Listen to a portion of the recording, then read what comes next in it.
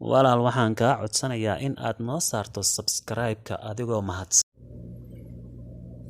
Assalaamu calaykum waraxmatullaahi wabarakaatu. dhammaan asxaabta nagu xiran ee meel kasta joog waxaan idin salaamayaa.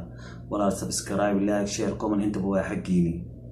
walaalaha Soomaaliyeed Ilaahay subxaanahu wa tacaala ayaa qof walba wuxuu jecel yahay siin kara. kasakoona walaalaheena Soomaaliyeed waxaan ka codsanaynaa subscribe-ka inay nagu caawiyaan. haddaad hore inala joogtiin like-ta, share-ta, commentiga intaba waa xaggiini. walaalayaal idinka ayaan wax idinku nahay. marka subscribe-ka naga iloobina. mideeda kale caawa waxaan halkan usoo fariistay oo la yaabanahay yacni arrimaha ka dhacaya Soomaaliya. gabdhaha Soomaaliyeed yaa u maqan. gabdhaha Soomaaliyeed yaa cadowga ka ilaalin.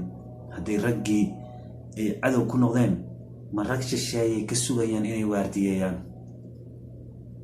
walaalayaal waxaan caawa la yaabanahay.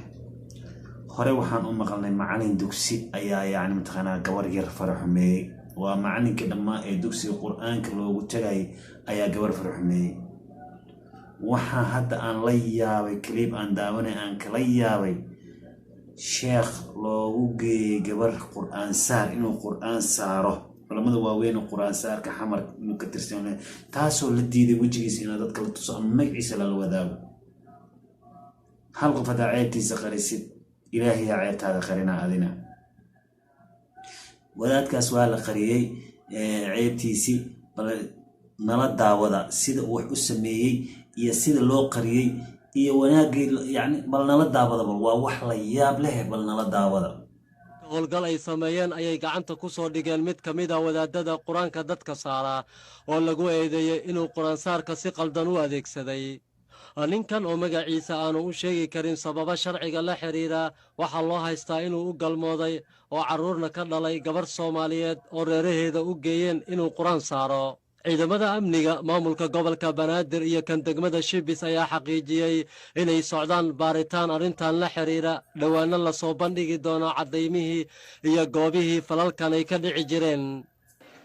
gabadha intaas le'eg inta yidhi qur-aanaan ku saarayaa faraxumeeyey, dhibaateeyey, uur u yeelay, uurkiina ku inkiray, ciidamada booliisku qabteen, xabsiga la geeyey, la soo daayey oo si sharci darraa loo soo daayey inay maanta mar kale ciidanku qabtaan.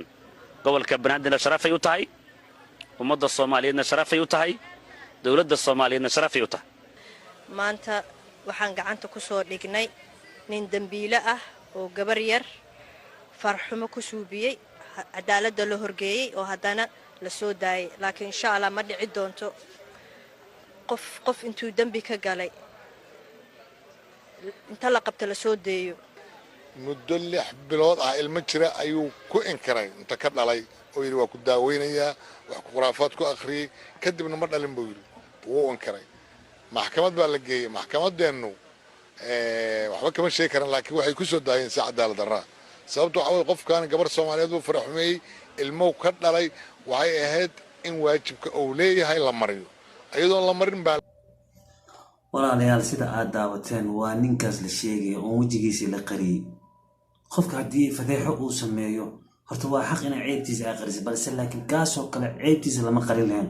waa la soo bandhigay bannaanka la soo dhigi lahaa si dad kaleeta oo u qaldoomin. ninkaas intuu soo fagtay ma sharci darro lagu soo daayay ciidamada booliiska dana mar labaad qabteen. waa taasi way dhacday. ilaahay waxaan ka baryaynaa gabdhaheen Allah noo xafido. waxaas haddana aan idiin soo daynayaa gabdho isugu tegay 30 gabdhood oo ka wada shirayo aayahooda. bal iyadana nala daawada. waxaan iskugu imaanay kulan aan ugu hadleyno afduubka maadaama dalkeeni hooyo maalin dhaweed zaaid waxa u socday arimaha kufsiga. dan golaha waxay ka bixiyeen feedback alxamdulillah. still hadda waxa socoto afduub iyo caruurta in la wato, gabdhaha in la afduubto. laba biri ama hal biri Facebook waxaa jirto in la soo shaacinayo gabdhihii markaasi maqan muddo 2 maalmood maqan yihiin ama in ka badanba.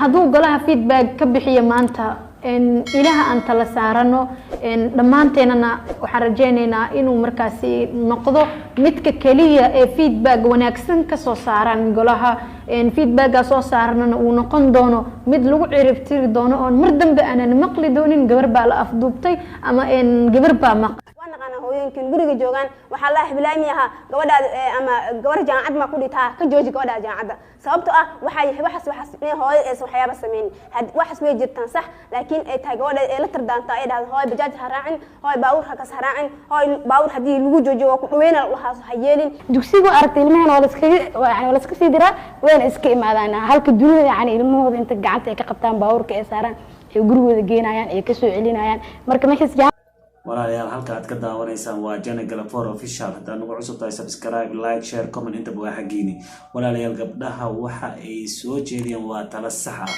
taladoodana waa in la qaataa waayo gabdhaha Soomaaliyeed waa gabdho sharaf leh waa gabdho way kula dhalatay way ku dhashay waana qabtaan waana dhalaysaa bal walaalayaal ha laga leexdo waxyaabaha qaabka daran waad ku mahadsantiin daawashada aadna daawanaysaan wassalaamu calaykum wa rahmatullaahi wa barakaatuh